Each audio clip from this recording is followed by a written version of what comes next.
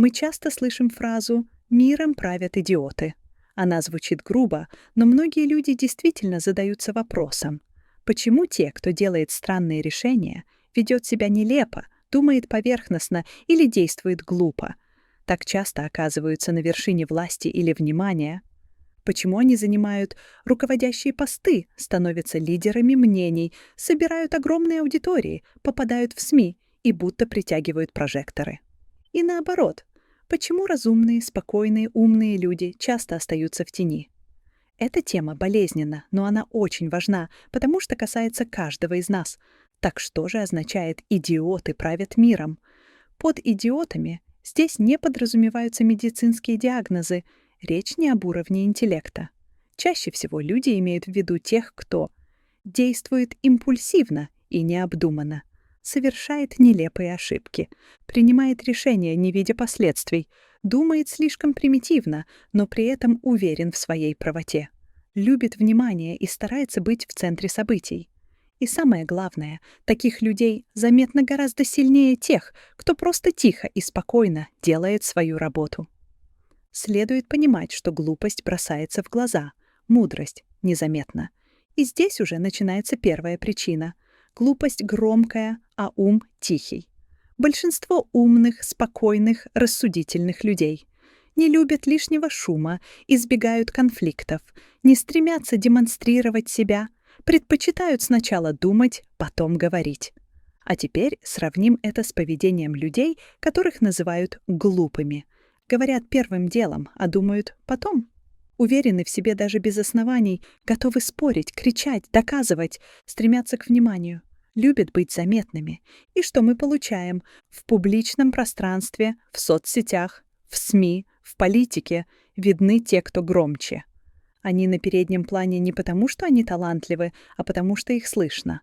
Глупость шумит, ум молчит, а мир реагирует прежде всего на шум. Вторая причина — уверенность без компетенции — это мощное оружие. Есть такой психологический парадокс — эффект Даннинга-Крюгера. Он говорит, чем меньше человек понимает тему, тем больше уверен, что знает все. И наоборот, если человек действительно разбирается, он видит глубину и понимает, сколько еще нужно изучить. Поэтому он менее уверенный и более осторожный. В результате необразованный, ограниченный, но уверенный человек говорит громко, решительно, эмоционально. А умный, грамотный и опытный человек говорит взвешенно, спокойно, осторожно. А на сцену, в медиа, на руководящие позиции чаще попадают именно те, кто производит впечатление уверенного лидера.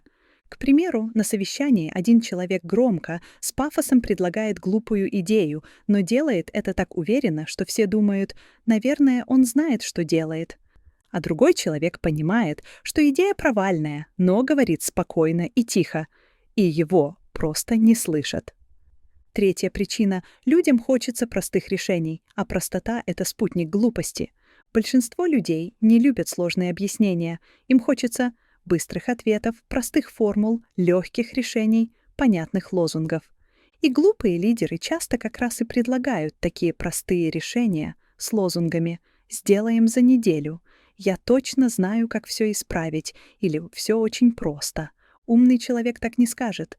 Он знает, что мир сложный, но вот проблема. Люди выбирают не тех, кто прав, а тех, кто проще. Сложность пугает, простота успокаивает. Четвертая причина. Манипуляторы всегда ярче мудрецов. Среди людей, которых называют глупыми, нередко встречаются демагоги, шоумены, скандалисты, провокаторы и манипуляторы. Они отлично понимают, что внимание — это власть, и используют все, что работает — громкие заявления, скандалы, шоу, провокации, эмоции вместо смыслов. Миром правят не самые умные, а те, кто умеет управлять вниманием. А глупость — отличный инструмент привлечения внимания. Пятая причина, почему глупые люди правят миром, это система, которая вознаграждает не ум, а видимость. Во многих сферах важнее не реальная польза, а картинка. В политике — кто эмоциональнее выступает, в бизнесе — кто убедительнее продает себя, в интернете — кто создает больше шума, в шоу-бизнесе — те, кто делает провокации, а в жизни — Кто производит впечатление? Люди, которые делают вид, часто получают больше, чем те, кто действительно делает дело. К примеру, учитель, врач или инженер работают тяжело, полезно, профессионально, но получают мало внимания. А блогер, который кричит глупости, становится известным, богатым и влиятельным. Не потому, что он умнее, а потому что система поощряет видимость, а не содержание. Шестая причина заключается в том, что люди часто путают харизму с умом. Харизматичный человек может быть эмоциональным, ярким, смешным, уверенным и энергичным. И многие автоматически считают, если человек яркий, значит умный, если человек уверенный, значит компетентный, если человек говорит громко, значит прав. Но это ложные ассоциации. Глупый харизматичный человек часто производит иллюзию мудрости, а мудрый интроверт производит иллюзию слабости. Так почему же умные люди остаются в тени? Умные люди обычно критичны к себе, боятся ошибиться, не любят показывать себя, не стремятся к славе, сомневаются и предпочитают факты, а не шоу. Они могли бы менять мир, но не хотят тратить энергию на то, что для глупых, естественно, саморекламу, борьбу за внимание, выступления, давление, игры и интриги. В итоге победу получает не тот, кто умнее, а тот, кто готов активнее бороться за сцену. Ситуацию можно изменить, но не быстро.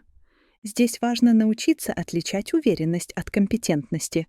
Поймите, громкость — это не показатель ума. Поддерживайте тех, кто говорит тихо, но по делу.